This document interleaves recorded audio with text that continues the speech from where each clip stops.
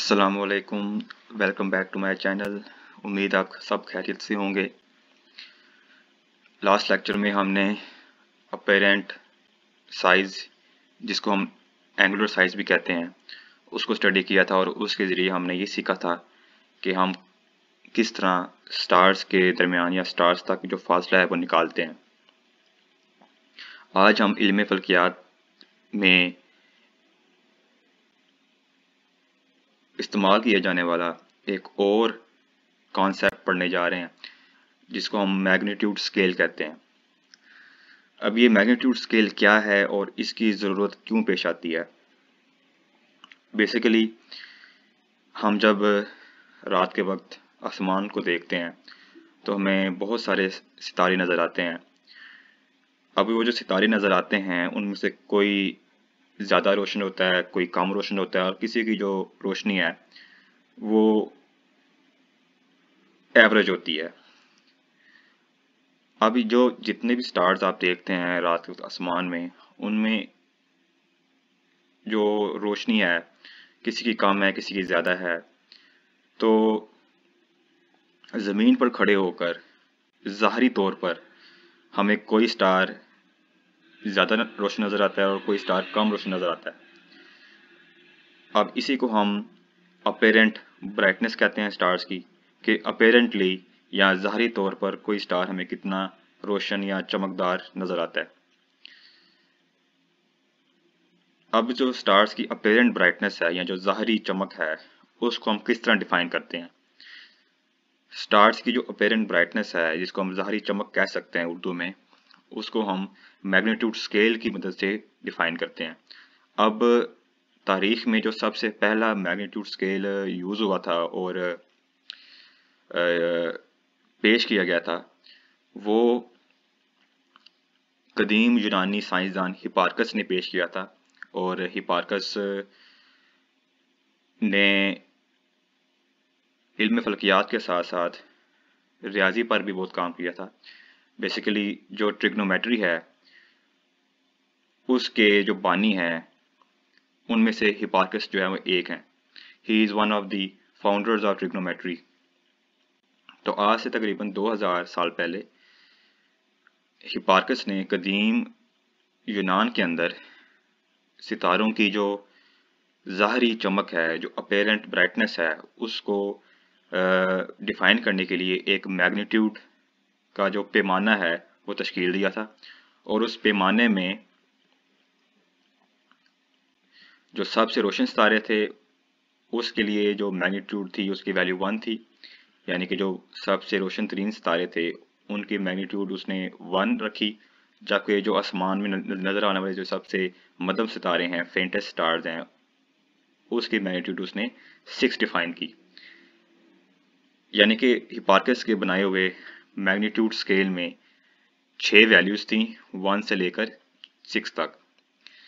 जो सबसे brightest stars थे उनकी मैग्नीट्यूड 1 थी, जबकि जो सबसे फेंटेस्ट, सबसे मध्यम सितारे थे आसमान में, हमारी आम आँख को जो सबसे मध्यम स्टार्स नज़र आ रहे थे, उनकी मैग्नीट्यूड उसने 6 रखी। अभी जो मैग्नीट्यूड का स्केल है ये यूनिट लेस होता है, यानी इसमें कोई यूनिट नहीं होते। ये सिर्फ और सिर्फ नंबर्स होते हैं जो कि हमने असाइन किए होते हैं डिफरेंट स्टार्स की अपेरेंट ब्राइटनेस को। अब ये जो स्केल है इसमें 2 कंफ्यूजिंग पॉइंट्स हैं। नंबर 1 ये है कि smaller magnitudes are brighter.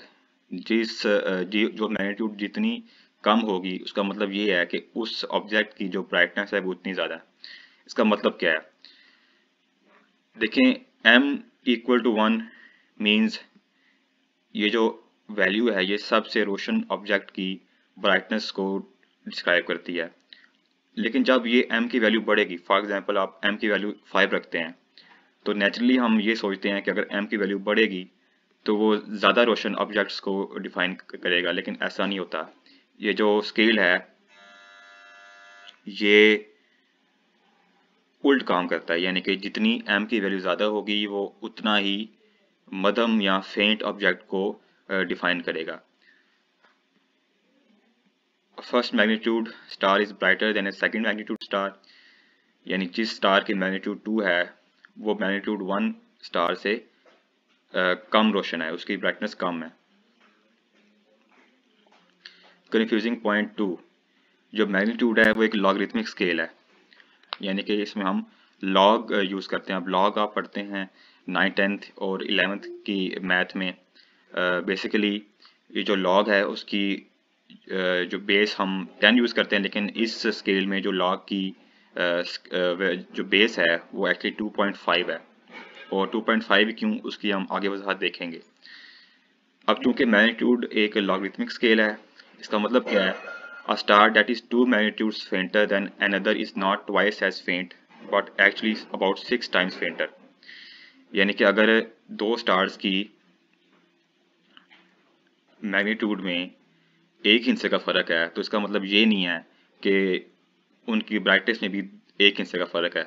In other words, अगर दो आपके पास फ़र्ज करें एक स्टार है, वो दूसरे स्टार से 2 मैग्नीट्यूड फेंटर है, तो इसका मतलब ये नहीं कि उससे 2 गुना कम रोशन है, वो एक्चुअली उससे 6 गुना ज़्यादा कम रोशन है। It is 6 times फेंटर। तो ये लॉग का जो स्केल है ये नॉन लीनियर होता है, ये लीनियर नहीं होता। और जो मैग्नीट्यूड स्केल हम एस्ट्रोनॉमी में यूज़ करते हैं उसमें जो लॉग है वो बेस 10 का नहीं है, वो बेस 2.5 का है।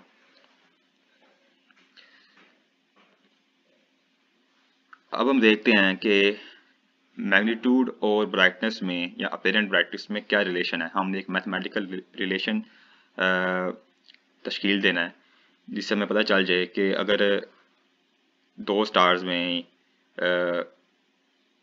मैग्नीट्यूड का डिफरेंस फर्ज करें 5 है या 6 है या 2 है, तो उनकी ब्राइटनेस में कितना फ़र्क होगा। हमने इन दोनों चीज़ों के बीच में एक जो है ना ताल्लुक जो है वो कायम करना है, हमने एक मैथमेटिकल रिलेशन कायम करना है। हम करते क्या हैं, we precisely define the magnitude scale such that a difference of 5 magnitudes is equal to a factor of 100 in brightness। यानी कि हम इसको डिफाइन इस तरह करते हैं कि अगर दो स्टार्स के दरमियान मैग्नीट्यूड का डिफरेंस 5 हो, सो डैट मीन्स उनकी जो ब्राइटनेस है उसमें जो फ़र्क है वो कितना है, 100 का है। That is how we define it. यानी कि अगर एक स्टार की मैग्नीट्यूड 1 है और दूसरे की 6 है, इट मीन्स फ़र्क कितना हुआ, 5 का। तो दैट मीन्स जो मैग्नीट्यूड 1 स्टार है उसकी ब्राइटनेस मैग्नीट्यूड 6 स्टार से 100 टाइम्स 100 गुना ज़्यादा है। अगर हम इस डेफिनेशन के अकॉर्डिंग चलें तो एक मैग्नीट्यूड का डिफरेंस जो होगा उसकी कॉरेस्पॉन्डिंग ब्राइटनेस क्या होगी। ठीक है, ये हमारा मेन यहाँ मौजूद है इस स्लाइड में। तो चूंकि हमने डिफाइन किया है कि डेल्टा एम यानी कि मैग्नीट्यूड का जो डिफरेंस अगर 5 हो तो जो ब्राइटनेस की रेशो है वो क्या होती है, 100:1, यानी कि अगर 5 का डिफरेंस हो मैग्नीट्यूड में तो ब्राइटनेस का डिफरेंस कितना होगा, 100 का। अगर एक स्टार की ब्राइटनेस 1 है तो दूसरे की 100 टाइम्स यानी कि 100 होगी। अगर हम इसी रेशो को फॉलो करें तो अगर डेल्टा एम 5 की बजाय 1 हो तो इट मीन्स हमने बोथ साइड्स पे 1/5 पावर जो है वो रेज करनी है। We will raise both sides to the power of 1/5। अगर आप 100 की पावर 1/5 लें so that comes out to be approximately 2.512, और 1 की अगर आप पावर लें 1/5 तो वो 1 ही होगी। तो डैट मीन्स अगर डेल्टा एम 5 हो तो रेशो अगर 100:1 होती है, तो अगर डेल्टा एम यानी कि मैग्नीट्यूड का डिफरेंस 1 हो तो डैट मीन्स जो रेशो है ब्राइटनेस की वो क्या होगी, 2.512:1। अब इसका मतलब क्या है, इसका मतलब ये है कि जिस स्टार की मैग्नीट्यूड 1 है और जिस स्टार की मैग्नीट्यूड 2 है, उन दोनों की ब्राइटनेस में 2.5 का क्या लें डिफरेंस है। यानी कि मैग्नीट्यूड 1 स्टार की जो ब्राइटनेस है वो मैग्नीट्यूड 2 स्टार की ब्राइटनेस से 2.512 टाइम्स ज़्यादा होगी। सिमिलरली जो M1 का स्टार है वो M3 के स्टार से 2.512 स्क्वायर यानी कि 6.3 टाइम्स ज़्यादा ब्राइटर होगा। यानी कि आप सिंपली जितना डिफरेंस होगा दो स्टार्स की मैग्नीट्यूड में, फर्स्ट करें मैग्नीट्यूड 1 है और मैग्नीट्यूड 3 है, डेट मीन्स डेल्टा एम यानी क्या है, 2 है। कितना फ़र्क है मैग्नीट्यूड का, 2 है। तो आप सिंपली 2.512 की पावर में वो मैग्नीट्यूड का जो डिफरेंस है वो आप पुट करते जाएंगे और आपके पास दोनों स्टार्स की जो ब्राइटनेस है उसमें जो डिफरेंस है वो आता जाएगा। 2.512 square 6.31 times brighter than a third magnitude star and 2.513 cubed equals 15.9 times brighter than a fourth magnitude star. It means अगर एक स्टार की मैग्नीट्यूड 1 है और दूसरी की 4 है तो डिफरेंस कितना आया 3 का, तो आप सिंपली 2.512 की पावर में 3 लिखेंगे तो that comes out to be 15.9, यानी कि एक मैग्नीट्यूड 1 स्टार हो और एक मैग्नीट्यूड 4 स्टार हो तो उनकी ब्राइटनेस में तकरीबन 15.9 यानी कि ऑलमोस्ट 16 टाइम्स डिफरेंस है।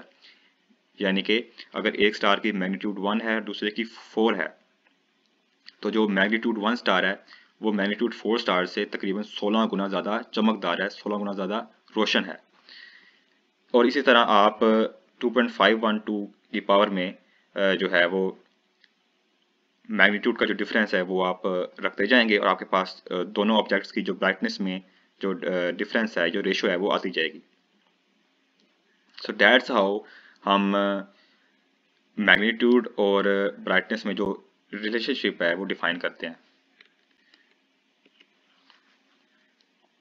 अब हम देखते हैं कि मैग्नीट्यूड और रेडिएंट एनर्जी फ्लक्स में क्या रिश्ता है, क्या रिलेशनशिप है।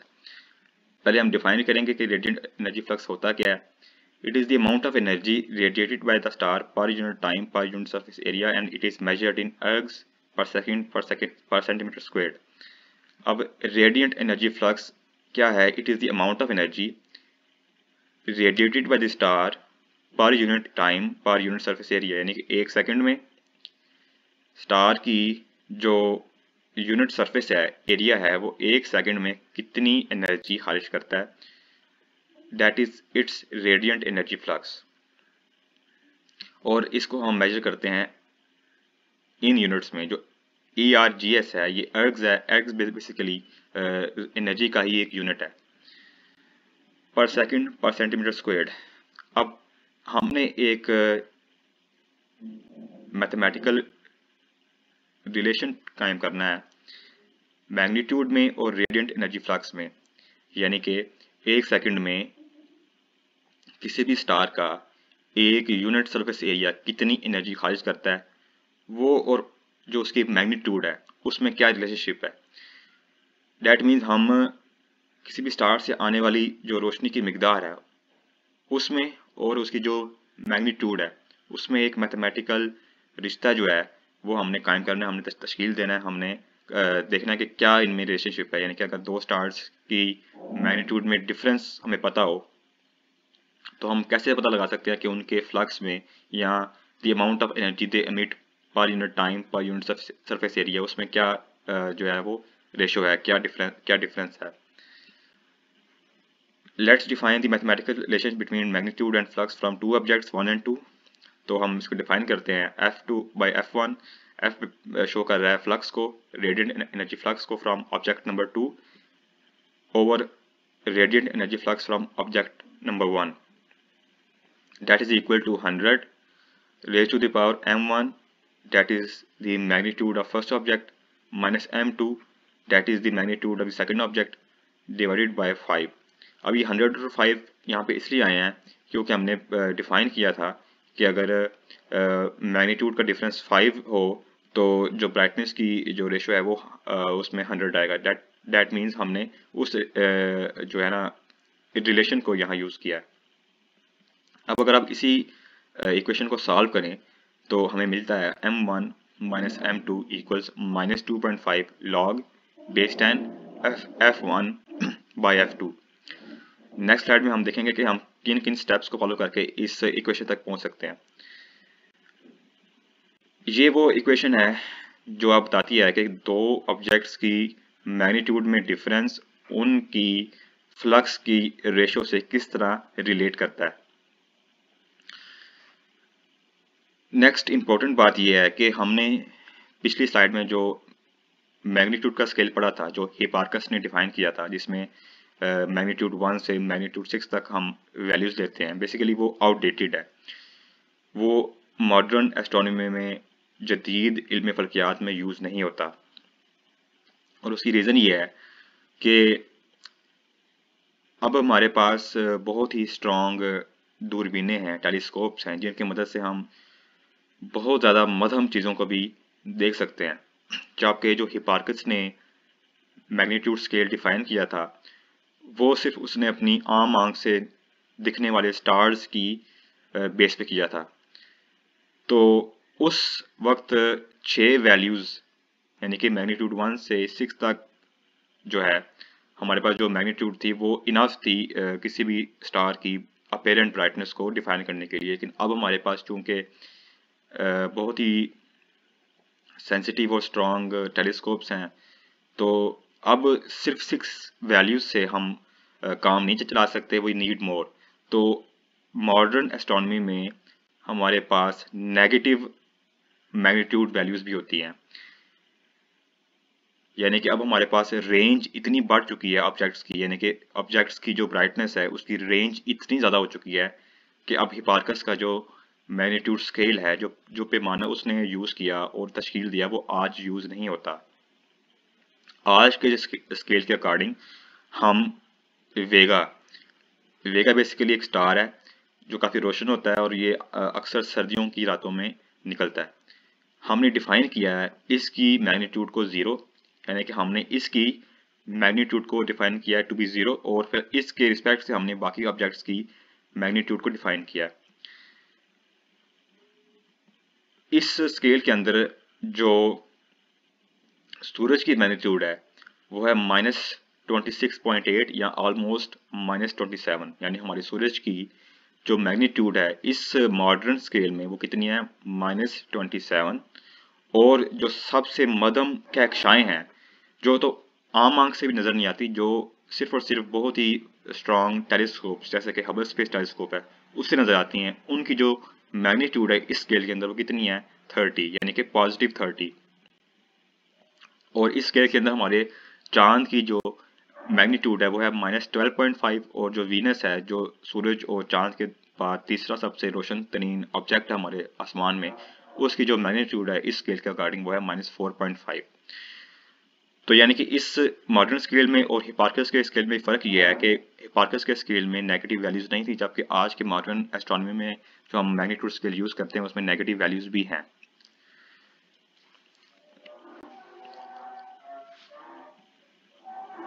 अब हम देखते हैं कि ये जो इक्वेशन है ये हमने एग्जैक्टली किन स्टेप्स को फॉलो करके डिराइव की थी। तो थोड़ा सा ये मैथमेटिकल होगा, लेकिन जो लोग 10th तक मैथ पढ़ चुके हैं उनके लिए मुश्किल नहीं होगा। तो हमने स्टार्ट किया था इस इक्वेशन से, f2/f1 is equal to 100 raise to the power of m1 minus m2 over 5।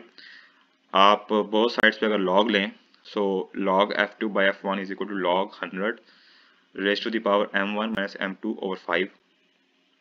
अब लॉग की एक प्रॉपर्टी है कि आप पावर को शुरू में लिख सकते हैं, तो ये जितनी पावर में चीज़ें लिखी हैं इसको हम शुरू में ले आएंगे, लॉग से पहले लिख लेंगे। So we get m1 minus m2 over 5 and log 100 जो है वो साथ हम लिखेंगे। नेक्स्ट ये है कि लॉग की एक और प्रॉपर्टी है कि अगर आप फ्रैक्शन आपके पास हो a ओवर b हो और उसको अगर आप b ओवर a कर दें तो जो log है वो नेगेटिव हो जाएगा। That is one more property of logarithms. अगर मैं फ्रैक्शन को f2 ओवर f1 से रिवर्स करके f1 ओवर f2 कर दूं तो वो जो log है it will have a negative value, ठीक है। और इस तरफ हमने क्या किया कि log 100 को हमने जो है ना डिवाइड किया 5 से। बेसिकली चीज़ वही है, बस हमने उसको डिफरेंट वे में लिखा है। हमने जो m1 माइनस m2 उसको हमने सेपरेट कर दिया। नेक्स्ट हम क्या करेंगे, हम log 100 ओवर 5 को उठा के इक्वल के उस तरफ ले जाएंगे तो ये रिवर्स हो जाएगा। So we get m1 minus m2 is equal to -5 over log 100 into log f1/f2। log 100 कितना होता है, 2 होता है। बेसिकली अगर log हम बेस 10 का यूज़ कर रहे हैं तो अगर 100 में 2 होते हैं ज़ीरोज़, इट मीन्स इसको हम 10 रेज़ टू द पावर 2 लिख सकते हैं। सो ऑफ कोर्स log 100 की वैल्यू 2 होगी। तो ये बन जाएगा हमारे पास m1 minus m2 is equal to -5/2 log f1/f2। और अगर आप 5 को 2 से डिवाइड करें तो ऑफ कोर्स हमारे पास 2.5 आएगा। So that's how we obtain m1 minus m2 equals minus 2.5 log f1 by f2। ठीक है, तो ये वो रिलेशन है जो किसी भी स्टार की या दो ऑब्जेक्ट्स की मैग्नीट्यूड को, उनके मैग्नीट्यूड के डिफरेंस को उनके फ्लक्स की रेशो से रिलेट करता है, और ये एस्ट्रोनॉमी में बहुत ही इंपॉर्टेंट। आज का लेक्चर यहीं तक हम रखते हैं। नेक्स्ट लेक्चर में हम कुछ और कंसेप्ट्स के बारे में जानेंगे, फॉर एग्जांपल एब्सोल्यूट मैग्नीट्यूड और inverse square law of light. तो तब तक के लिए मुझे परमिशन दीजिए, और अगर आपका कोई क्वेश्चन हो तो आप कमेंट सेक्शन में पूछ सकते हैं। अल्लाह हाफिज़।